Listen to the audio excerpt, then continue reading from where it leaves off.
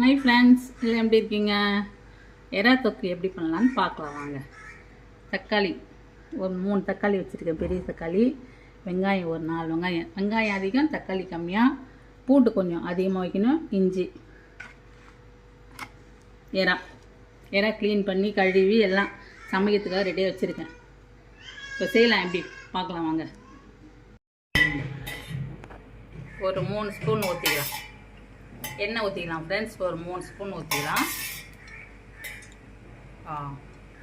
இவ்வளோ போதும்.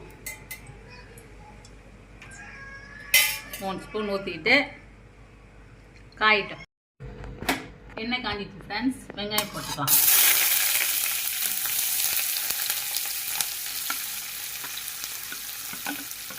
வெங்காயம் வதங்கிட்டோம்.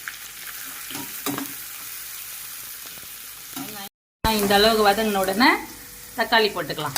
தக்காளி கொஞ்சம் வதங்கட்டும். ஃப்ரெண்ட்ஸ், தக்காளி வதங்கிட்டு ஃப்ரெண்ட்ஸ். வெங்காயம் தக்காளி இந்த அளவு வதங்கினா போதும். இப்போது இஞ்சி பூண்டு நான் தட்டி போட்டிருக்கேன். இஞ்சி பூண்டு தட்டி அதையும் கொஞ்சம் வதக்கலாம். கொஞ்சம் நேரம் அதுவும் வதங்கிட்டு பச்சை வாசனை போகட்டும்.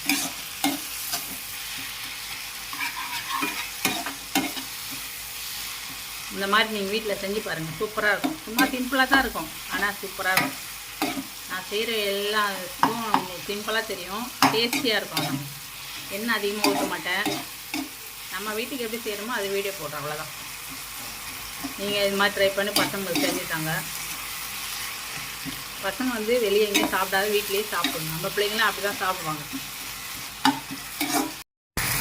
இப்போது இஞ்சி பூண்டை நல்லா வதங்கிச்சு. இப்போ வந்து மிளகாத்தூள் போட்டுக்கிறேன். ஒரு 3 ஸ்பூன் மிளகாத்தூள் போட்டுக்கிறேன். இதுவும் நல்லா வதங்கிட்டேன். இது நல்லா வதங்கிச்சு ஃப்ரெண்ட்ஸ். இப்போ வந்து நம்ம என்ன பண்ணலாம், எறா எடுத்து எல்லாம் நல்லா கழுவி க்ளீன் பண்ணி வச்சுருக்கேன். எறா போட்டுக்கலாம்.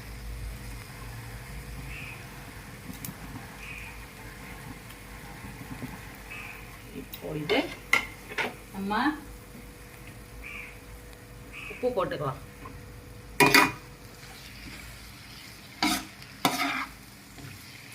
மஞ்சள் பொடி போட்டுக்கலாம்.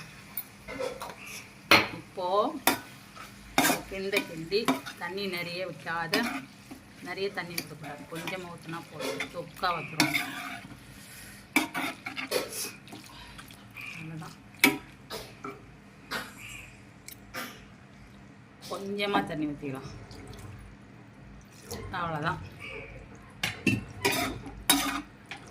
அவ்வளோதான் ஃப்ரெண்ட்ஸ். இப்போ இது ஆகட்டும்